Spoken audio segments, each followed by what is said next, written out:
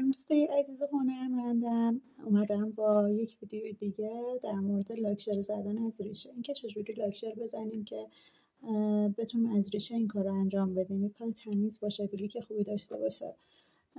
در ابتدا لاکچری که میخوایم استفاده کنیم و به این حالت، یعنی یک طرف فرشش رو کاملا لاکچرش رو تخلیه میکنیم و اون قسمتش هم یک مقدار لاکچر داشته باشه، چون قرار لایه اول خیلی نازک خورده باشه.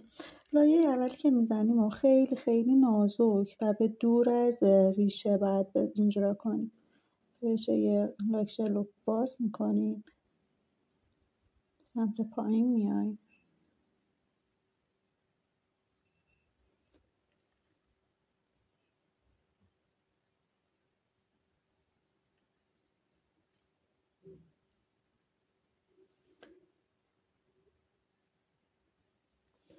خب قسمت ریشه رو نباید با فرچه اجرا کنیم. 60 ثانیه میذاریمش داخل دستگاه.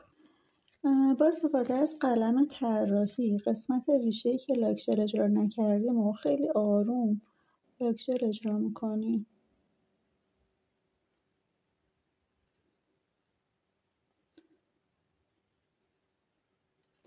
و مجدد میذاریمش داخل دستگاه.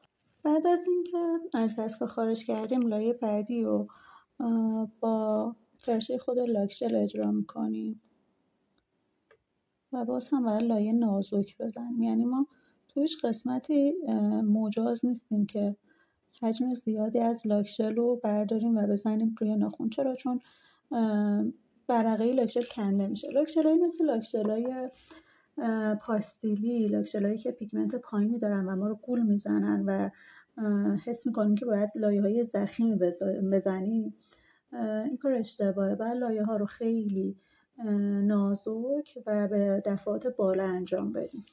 باز همین دستمو باید بذارم 60 ثانیه توی دستگاه و در مرحله آخر هم باید از تاپ شاین استفاده کنیم. تاپ شاینی که استفاده میکنین، من از سالن استفاده میکنم، سعی کنین از تاپ شاین استفاده کنین که درخشندگی و براقیت خوبی داشته باشه و بلیک خوب بهتون بده.